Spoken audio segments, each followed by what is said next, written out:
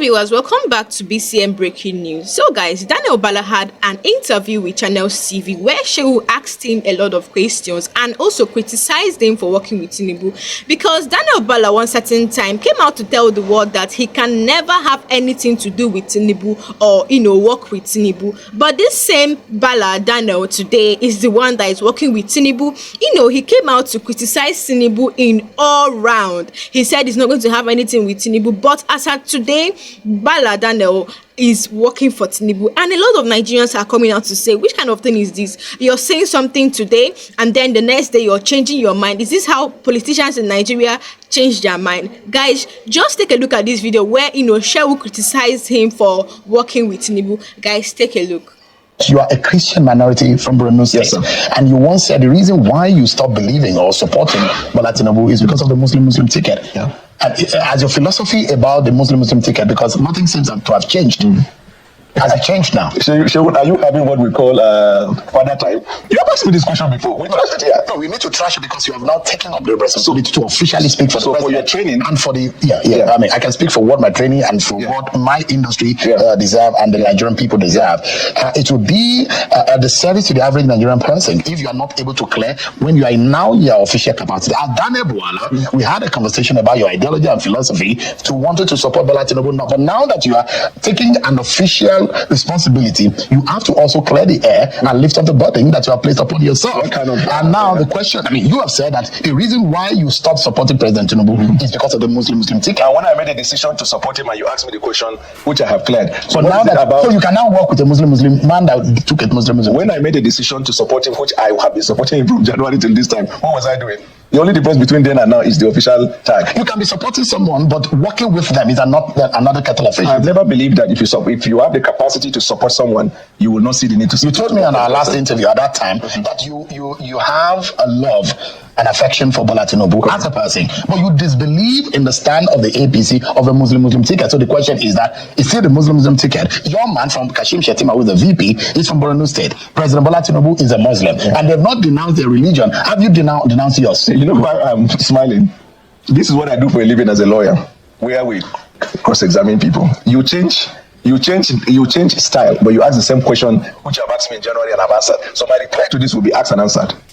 No, it has not been answered as of this moment. They are recalling whether I have answered or not. The question is that we are in the moment. Your status at the time and now are totally different. So my response is, you still believe that a vice president and a president who are both Muslim, of the same religion, have the moral standing to run a country? I adopt what I said before as my argument and I rely on it. Are you running away or dodging away from answering the question? No, you see, you have the infrastructure, you have TV, you have the same way you use that and recalling past. Recall that question you asked and how I answered it. I'm not prepared to give energy to those things that would distract us from what the president has asked us to do. Let me tell you, it's not about Bwala, it's not about people.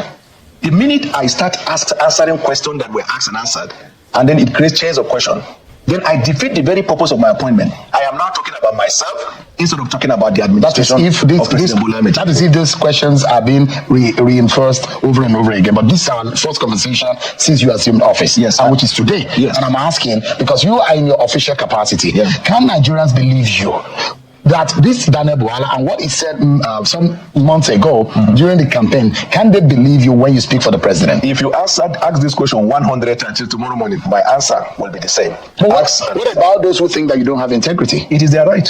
But do you have integrity? It is up to you. No, it's not up to me. You are the one that asked you are in the chair, Mr. Bwala. Do you have the integrity to speak for a president whom you heavily criticize and that is not fit for office based on his religious standing on a Muslim ticket? Asked and answered. You have not answered it. No, I've answered it. You've asked me before. The reason why that is different is that you are a Nigerian public officer. It doesn't. And you speak to the Nigerian people right now. It's different from you as a private citizen. You have the onus to be able to speak. The onus on you to be able to tell Nigerians truthfully that this is what has changed about you. Is this the same Daniel Bwala that worked with Atiku Abubakar? If I took mango before I became a spokesman, the nutritional value I get from the mango does not change because now I'm a spokesman. Asked and answered. So you don't want to talk about that? Anything that I have answered before, I don't want to regurgitate on that. Even when you said that even if you give Bwala Tinubu 30 years, nothing will change. Asked and answered. Dodging away from the question. I'm not dodging away. You've asked before, I have answered. The plight of the average person in this country. Acutely aware. The sufferings of the Nigerian Acutely people. aware. How things have deteriorated in the past month. Are you aware? Acutely aware. Are you in tune with what these conditions of many Nigerians? Let me tell you from my constituency, extended family members, for many months, calls for you to support. There are times where we can, we do, where we can, we keep, encouraging them. I am very, very aware, of the suffering of the Nigerian people. And you think this president can fix things? He's already fixing it. Well, you think that he could not fix it even if you give him 30 years? That's what you said. That's an answer. So you don't think that the president... So why do you speak for a president that you think cannot do the job? No, I just told you just asked, do I think he will do it? I say, yes, acutely aware, and I know he will do it. But you have said that the president, who can, even given 30 years, may not be able to fix it. Asked and answered. So you don't believe he can do it? Asked and answered. Why do you speak for him then? I speak for him because, one, I believe in him, and from January when I met him, I committed to supporting his cause, and not just supporting, advocating for it. So not just that I believe him, I was busy, as I've always done, speaking to the Nigerian people. This is what the plan is. Look, a little while we will we'll have this cough, turn up the cough or whatever, the English nomenclature. But because if you look at it, look at even the numbers. Look at the National Bureau of Statistics. If you look at this inflation, both general inflation and food inflation, you will see sometimes when the inflation goes up, there is a reason for it. Like I told you the other time, if you look at the flood in Borno and Yobe, it affected the food crops of the people. The insecurity in North Central. You remember we just got out of the deeper problem in the middle belt. These are not spiritual things. They are fact. There is a cause, there is event. But look at the way we are coming out. You have even did your monologue. I remember one time you were talking about how states have become insolvent, bankrupt, and the rest. But ever since the president took up with the increased allocation arising from this revenue, we are not talking about bankruptcy of state. We are talking about governors should please do their best to administer to the people. That's a marked difference. Now, so we are not suggesting that everything has changed overnight. No, but what we are saying is that we are gradually coming out. You have asked me the last time I was here on Lee Kuan Yew's policy. Yes, when Lee Kuan Yew started, for anybody who cares to study, when Lee Kuan Yew started, at a point that as if they were going to stone him, it was completely terrible. But later, the people got out of the problem. There is no reform that changes overnight. Anybody, it's just like money making. You're into business. Somebody said tomorrow morning you get it. It's a 419. But if you are going to build on trade, there is income, there is expenditure, there is investment, there is patience, there is seed time, there is harvest time. You keep pushing, I push it. What federal government and the president's agenda is doing is, because even when you're implementing that, you must do intervention. And the president is doing that. We see in the area of transportation, we see in the provision of fertilizers and seedlings. We have also seen, in the private sector where they are, giving money to support, employment there so people don't go out of jobs. So you can see that everywhere, the effort in terms of the intervention, the president is doing it. All of these facts you're talking about is because you have now moved closer to him. From a distance, you could not see this illumination. Well, I've been saying that from January.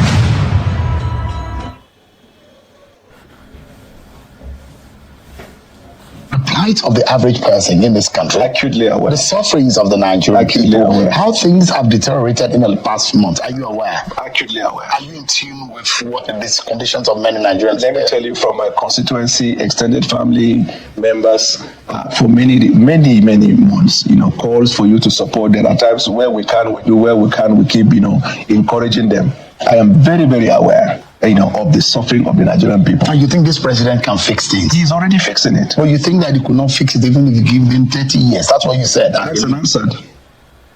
So you don't think that the president... So why do you speak for a president that you think cannot do the job?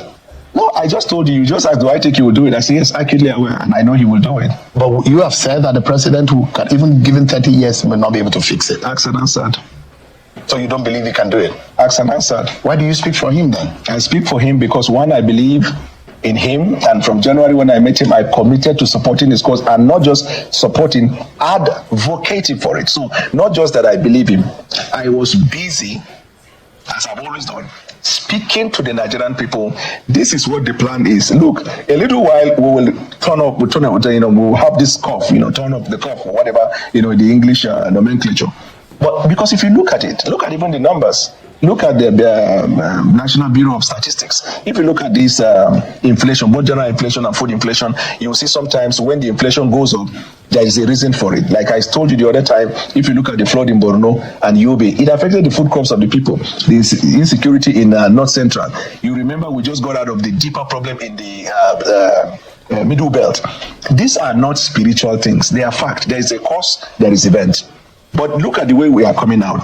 You have even did your monologue. I remember one time you were talking about how states have become insolvent, bankrupt, and the rest. But ever since the president took up with the increased allocation arising from this revenue, we are not talking about bankruptcy of state. We are talking about governors should please do their best to administer to the people. That's a marked difference. Now, so we are not suggesting that everything has changed overnight. No, but what we are saying is that we are gradually coming out. You have asked me the last time I was here on Lincoln Youth policy.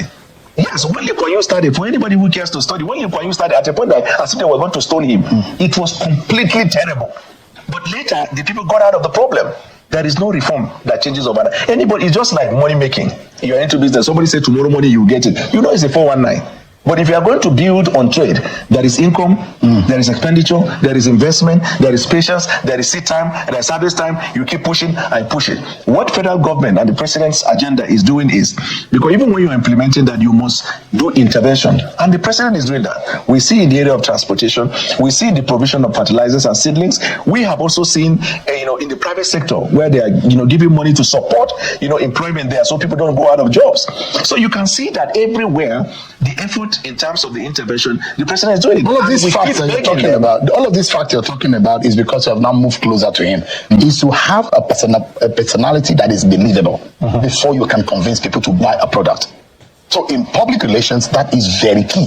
Believability. Yeah. So the question is that how much of effort are you making to ensure that you are first believed before you can say President Tinubu to the nation? Let me answer. I have been believed by a tremendous number of Nigerians. In fact, ever once the idea of the appointment was mulled, I have been inundated by calls, listen, even from Labour Party, who said they disagree with us on policy, they disagree, but they think that if this guy carry his gift to put it to work in Asiwaju's government, it will help.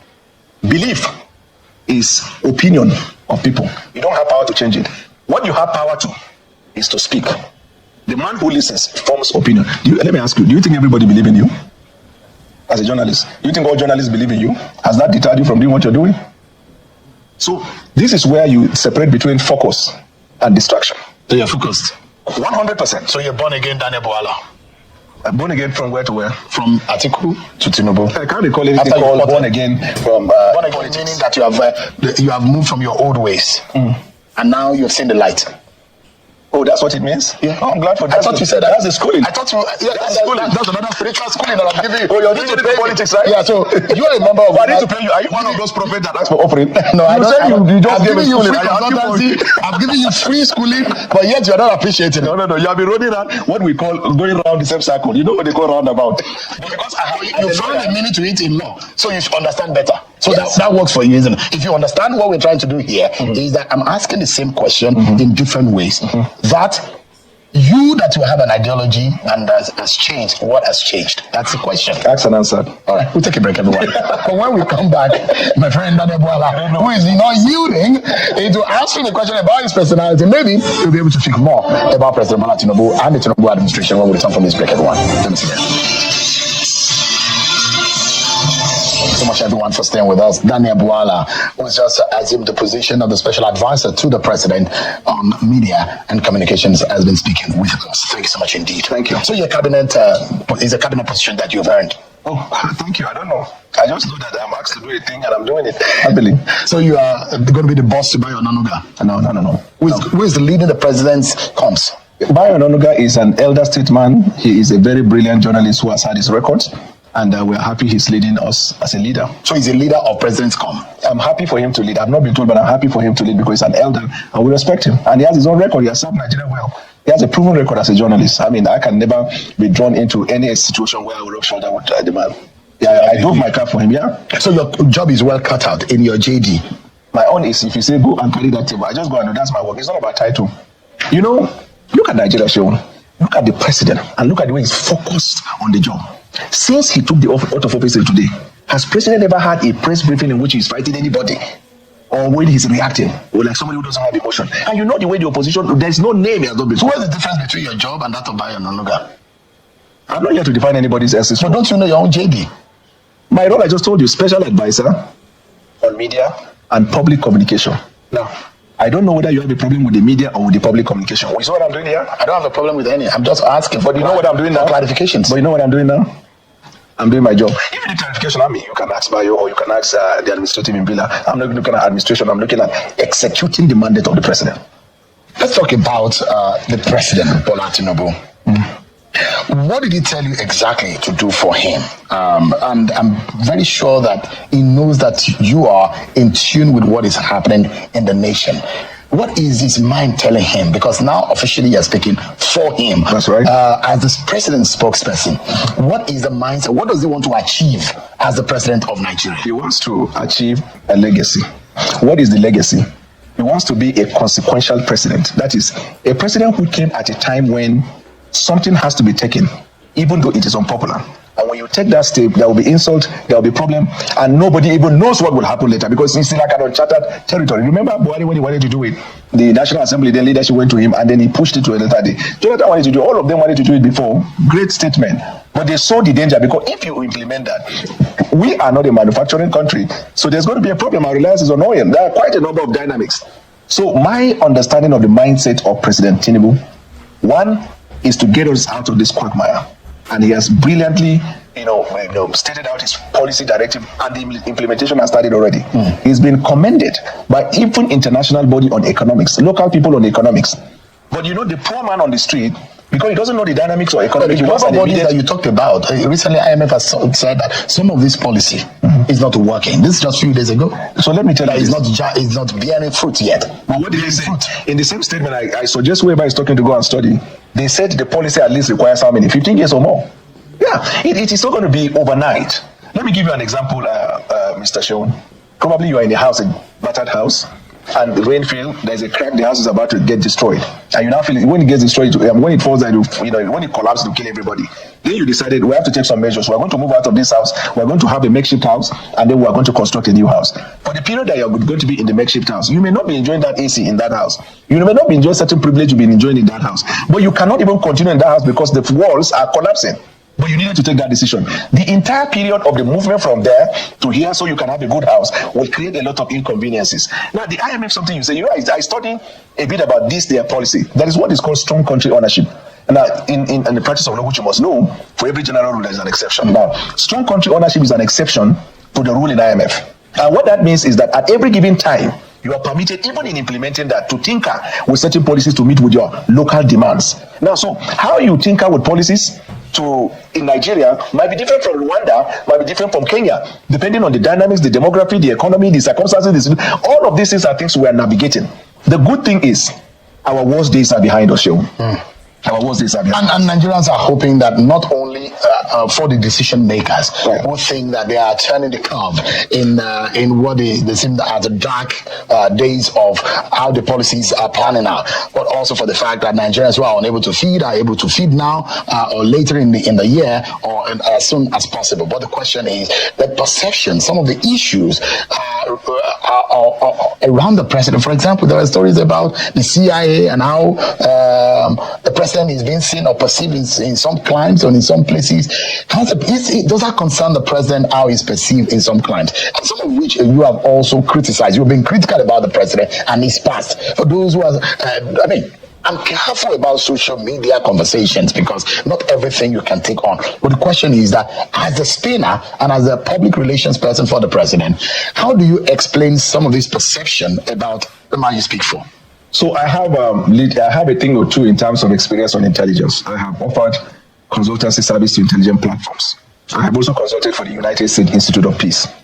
When it comes to intelligence and counterintelligence and foreign intelligence, it is a game of the mind. It's a game of mastery. So guys, I believe you watched that video. Imagine what, Nigerian politicians are doing. Nigerian politicians don't have integrity. They are saying something this minute, the next minute they are doing another thing. After they will say they have better plans for Nigeria. They don't. They are just there for their own selfish interests. These people don't have integrity. One certain time, Bwala Daniel, came out to tell the world that he cannot have anything to do with Tinubu. This is somebody, Bola Ahmed Tinubu was somebody he heavily criticized. He talked about his drug case and all of that. Heavily criticized Bola Tinubu. He said, even if you give Bola Tinubu 30 years, that nothing will happen. He said he's not supporting Tinubu because, Tinubu picked a Muslim ticket and that he is a Christian and that a Christian cannot associate with a Muslim. And now that same Christian has gone to work for a Muslim man. Is it that he has denounced his religion? Because I don't understand. Because this one said that he cannot associate or have anything or work with Tinubu or even support him because he's a Muslim man. He picked a Muslim ticket. Both him and his running mate, Kashim Shettima, and the president is a Muslim man. And he cannot associate with a Muslim man because he's a Christian. So is it that Bwala has denounced his religion to work with a Muslim man? Because Nigerians are confused. This same Bwala now is a spokesperson for Tinubu. This is somebody that was Atiku Abubakar's aide. Now he has made a U-turn to work with Tinubu. You don't expect Nigerians to believe what these politicians are saying, because once they say something this minute, the next minute they are changing their mind. He was even refusing to answer some of these questions because he have no point to prove. It is obvious that he doesn't have a point to prove. So this was somebody that said, if you give Tinubu 30 years, that nothing will happen. Has come out to tell the world that Tinubu, is working, that he has plans for Nigeria. Please, Nigerians, what have Tinubu done since he entered office? Since he has been in office, what have he done? What can you say that the president have achieved since he became the president of Nigeria? Is he removing subsidy? Subsidy that he removed without proper planning, that is bringing hardship, bringing suffering to Nigeria. And this man have the mind seated with cameras on his face saying that, Tinubu is doing well in this country, that he has plans for Nigeria. It is obvious that this man is saying all these things because of what he will gain from Tinubu. Nigerian politicians, as at today, what they do is they know that this particular person is not doing well. They know that this person is not doing well. But then you will see them supporting the person, defending the person because that person is the president, because of what they will gain from that person, because that person is the president. They don't care about the citizens. They don't care if the citizens are suffering. What they are talking about is their personal interest. That's all. They don't care about the citizens.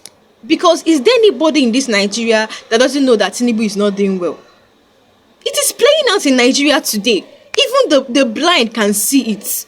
It is playing out. Look at what is happening. Is it about insecurity? Is it about, hunger? Nigeria is in chaos. Nigeria is messed up. And if we continue with all these politicians, Nigeria is not getting better anytime soon. Politicians that don't have integrity. Politicians that are just after their own selfish interests. Politicians that just want to be there because of the money that will enter their pockets. That's all they want. That is all they are after. Imagine Daniel Bwala, who heavily criticized Tinubu, is the same person that he has gone back to work with. What Nigerian politicians cannot do doesn't exist. So guys, let me know what you're saying on this headline under the comment section. Drop your thoughts under the comment section, and then hit the subscribe button if this is the first time you're coming across BCM breaking news. Don't forget to like and share this video. So guys, thank you for watching, and I'll see you guys next time.